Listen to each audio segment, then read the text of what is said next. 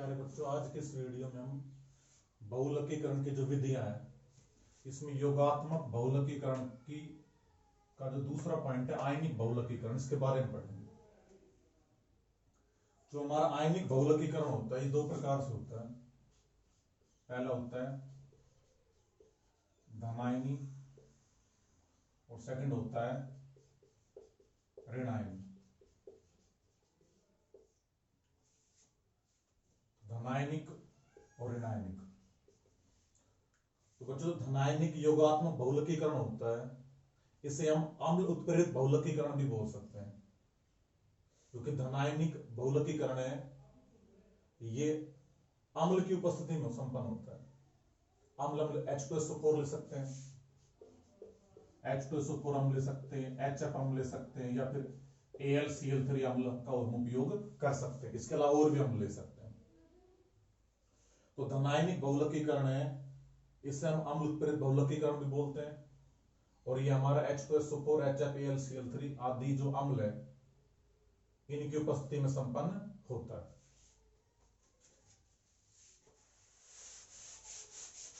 जैसे हमने मान लो AlCl3 है, AlCl3 ये अम्ल ले लिए, इसे लुईस अम्ल भी बोलते हैं। क्यों बोलते हैं बच्चों? एल्यूमिनियम है, इसके साथ में 3 क्लोरीन जुड़े हुए हैं। तो यहां पर 3 क्लोरीन मतलब एल्यूमिनियम ने 3 बंध बना रखे। इसके पास कितने इलेक्ट्रॉन हो गए बंध बनाने के बाद? 6 इलेक्ट्रॉन। तो अष्टक पूरा नहीं है इसके पास में। जब अष्टक पूरा नहीं है तो ये किसी और परमाणु से इलेक्ट्रॉन ग्रहण करता है या लोन पेयर ग्रहण करता है। और लुईस के अनुसार जो लोन पेयर को ग्रहण करेंगे वो क्या कहलाते हैं? लुईस अम्ल। और जो लोन पेयर देते हैं वो लुईस क्षार। तो AlCl3 है, ये जल के मोलिक्यूल से एक OH- आयन को ग्रहण करे। देखो अभिक्रिया किस प्रकार से होगी। जल किस प्रकार से टूटता है? H+OH- में। अब देखो ध्यान से, इस OH पर माइनस है, माइनस का मतलब एक माइनस में कितने इलेक्ट्रॉन होते हैं? 2 इलेक्ट्रॉन होते हैं, एक खुद का और एक जो आया दूसरा वो। क्योंकि यहां से H2O है, इसमें HOH। तो हाइड्रोजन ऑक्सीजन का जब ये बंध टूटा था, इस बंध के दोनों इलेक्ट्रॉन ऑक्सीजन पर चले गए थे। तो इस ऑक्सीजन पर क्या आ गया था? माइनस, और इस H पर आ गया था प्लस। तो ये पूरे बंध के दोनों इलेक्ट्रॉन ऑक्सीजन पर गए थे। तब होगा क्या? तो H2 हमारा टूटा था H+ और OH- में। AlCl3OH- के इलेक्ट्रॉन को ग्रहण करेगा और क्या बनाएगा? AlCl3OH। और अब पूरे पर क्या जाएगा? माइनस, और प्लस में H+। तो हमको H+ आयन प्राप्त हो गया। अब क्या होगा? ये जो हमको H+ आयन प्राप्त हुआ है,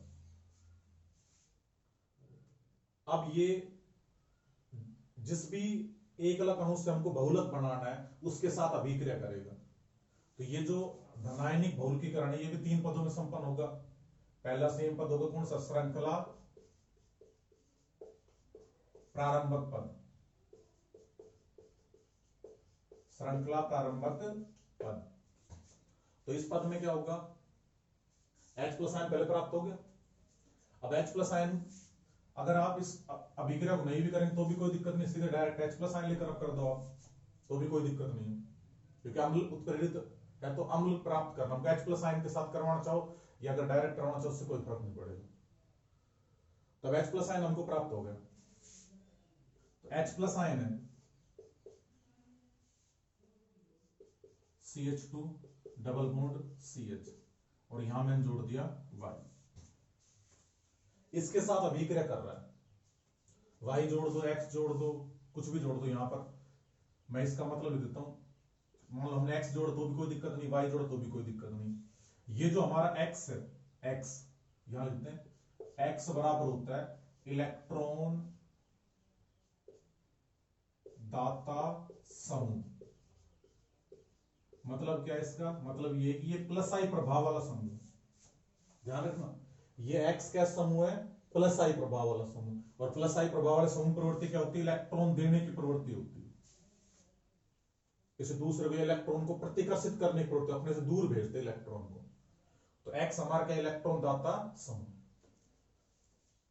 अब क्या होगा, सबसे पहले यहां से कार्बन कार्बन के बीच का बंध तोड़ना, ये वाला। अब ध्यान दो, इस H पर प्लस है, अब ये H प्लस इस कार्बन के साथ बंध बनाना चाहता है, तो बंध कब बनाएगा, जब इस कार्बन के ऊपर माइनस आएगा और इस कार्बन के ऊपर क्या आएगा, प्लस आएगा। या देखो दूसरे तरीके से, आप ध्यान से, X है प्लस आई प्रभाव वाला समूह, तो ये इलेक्ट्रॉन देगा, किसको देगा इलेक्ट्रॉन, इस कार्बन को। इस कार्बन के ऊपर इलेक्ट्रॉन घनत्व अधिक हो जाएगा, तो जब ये बंध टूटेगा तो इसके इलेक्ट्रॉन किस पर चले जाएंगे, इस वाले कार्बन पर चले जाएंगे। या सिंपल याद रखना बिल्कुल बच्चों, इन दोनों के बीच का ये बंध तोड़ना है, और प्लस आई प्रभाव वाला समूह जिस कार्बन के साथ में जुड़ा हुआ है उस पर प्लस आएगा, बस ऐसे याद रख लेना। तो ये X हमारा क्या समूह, ये X प्लस आई प्रभाव वाला समूह, और ये इस कार्बन के साथ जुड़ा हुआ है, तो ये X या प्लस आई प्रभाव वाला समूह जिस कार्बन के साथ में जुड़ा है हमेशा उस कार्बन पर प्लस आएगा। कौन सी भौतिकीकरण में, धनायनिक में, ध्यान रखना इस बात का। तो X है इस कार्बन के साथ जुड़ा हुआ है, तो इस कार्बन के ऊपर क्या आ गया, ये बंध जब टूटेगा तो इस कार्बन के ऊपर आ गया प्लस, तो इस कार्बन के ऊपर क्या जाएगा, माइनस। अब देखो ध्यान से, इस H का प्लस इस कार्बन का माइनस, दोनों आपस में बंध बना लेंगे, तो ये हमारा बन गया H, उसके बाद CH2, CH, इसके ऊपर आ गया प्लस, और यहां जुड़ा हुआ है X। तो अगर हम ध्यान से देखें तो इसमें केवल मात्र इतना किया हमने, X जिस कार्बन के साथ जुड़ा उस पर प्लस कर दिया, इस पर माइनस, इसके माइनस ने H प्लस के साथ में बंध बना लिया, तो यहां तो प्लस बचा रहेगा ऐसे कैसे। तो ये जो हमारा पहला पद है, ये पद हमारा कहलाता है बच्चों श्रृंखला प्रारंभक पद। अब जो नेक्स्ट पद आएगा दूसरा, वो बच्चों आएगा श्रृंखला संचरण पद। श्रृंखला संचरण पद, देखिए इसमें क्या होगा।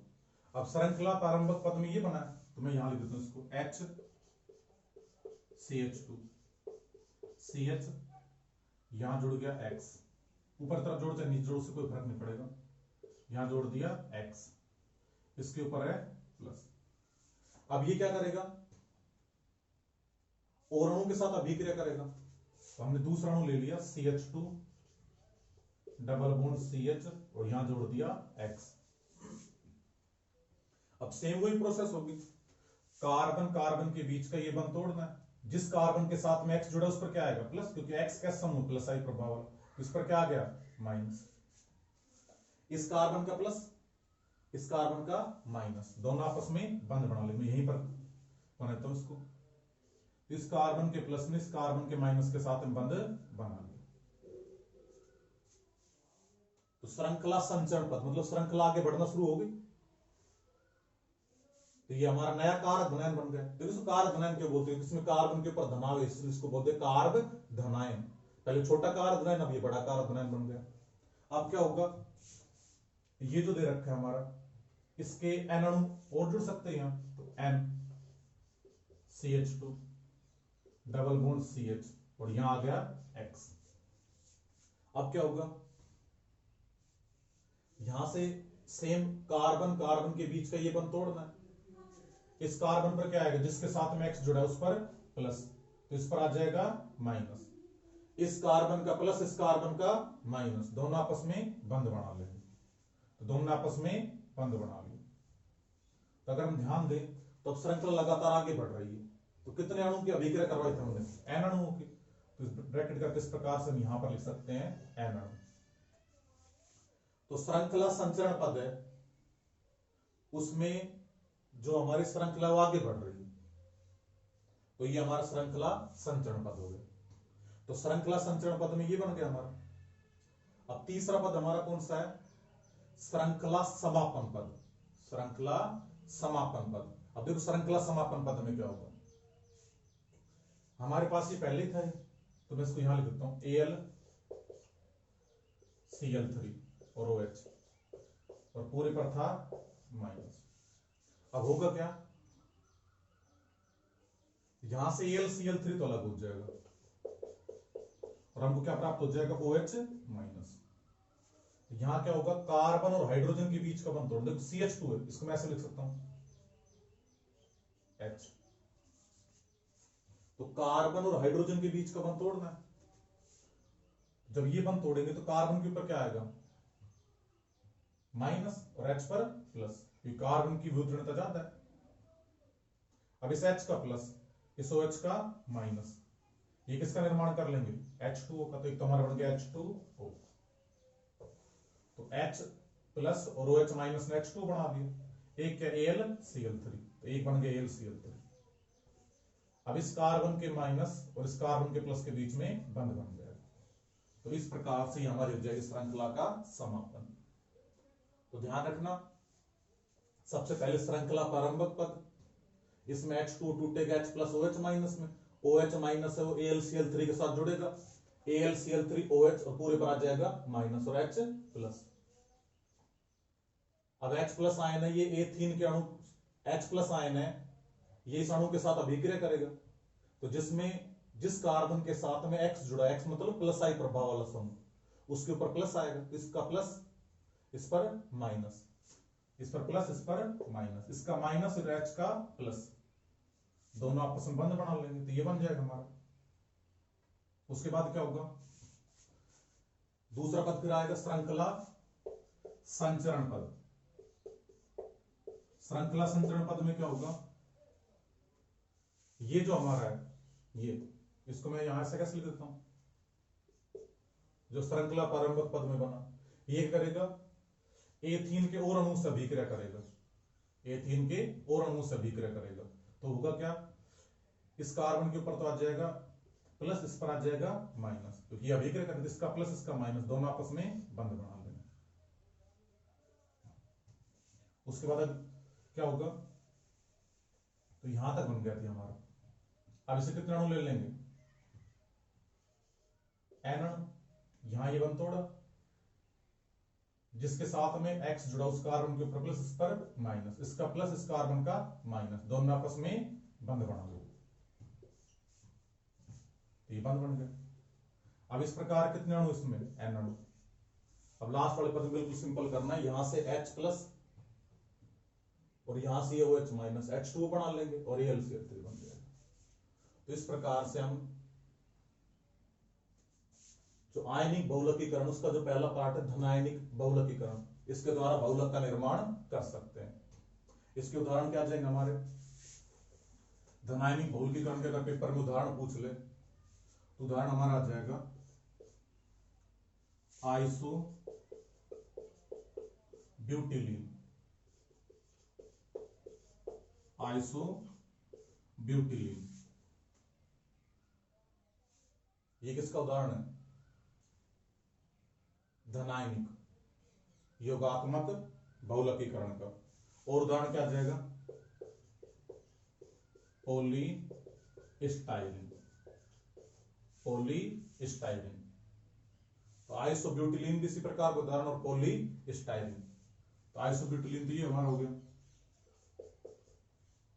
CH2 double bond C CH3 CH3, ये क्या है, आइसोब्यूटिलीन। तो जो आइसोब्यूटिलीन है, इसमें कार्बन कार्बन के बीच का ये बंध तोड़ना केवल, यहां एक बंध फ्री कर देंगे और यहां कितने अणु बनाते थे, N अणु। तो ध्यान रखना, ये जो उदाहरण है ये आइसोब्यूटिलीन, ये मुक्त मूलक का उदाहरण नहीं है, किसका उदाहरण है, धनायनिक योगात्मक बहुलकीकरण। कौन सा, आइसोब्यूटिलीन और पॉलीस्टाइरीन। ध्यान रखना, ये polystyrene CH2 double bond CH और C6H5, ये स्टाइरीन है। यहां से ये बंध तोड़ना है, दोनों तरफ बंध मुक्त कर कितने अणु जोड़ देंगे, N अणु। तो ये जो दोनों उदाहरण हमारे किसके हैं, ये दोनों उदाहरण हमारे धनायनिक के, धनायनिक योगात्मक बहुलकीकरण के। अब सेकंड हम पढ़ते हैं ऋणायनिक।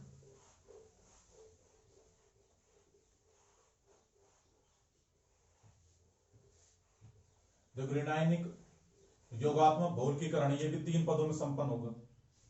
पहला श्रृंखला प्रारंभक पद, तो जो धनायनिक था वो तो हमारे किसकी उपस्थिति में संपन्न हो रहा था, H प्लस मतलब अम्ल की उपस्थिति में, और ये क्षार की उपस्थिति में। क्षार हम क्या ले सकते हैं, नाइट्रोबेंजीन ले सकते हैं, क्या ले सकते हैं, नाइट्रोबेंजीन।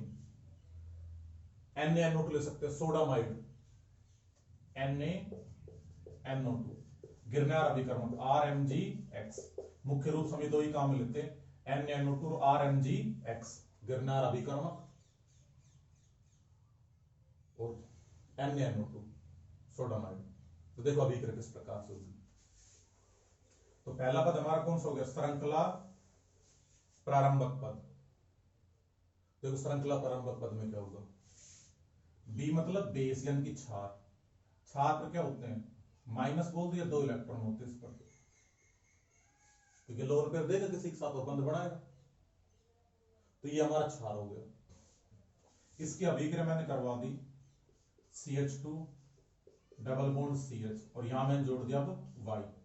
अब ये Y हमारा क्या है, जो Y है ये माइनस आई प्रभाव वाला समूह है या इलेक्ट्रॉन ग्राही।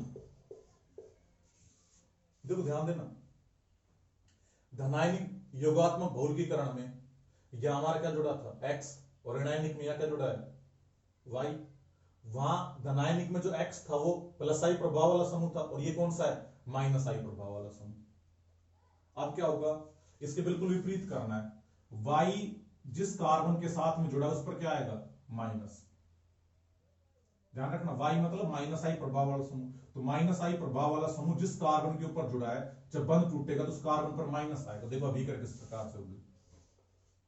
यहां से हमने कार्बन कार्बन के बीच का ये बंध तोड़ा, तो अब Y इस कार्बन के साथ जुड़ा, इस पर क्या आ जाएगा माइनस, इस कार्बन पर प्लस, इस कार्बन का प्लस, इस B का माइनस, दोनों आपस में बंध बना लेंगे।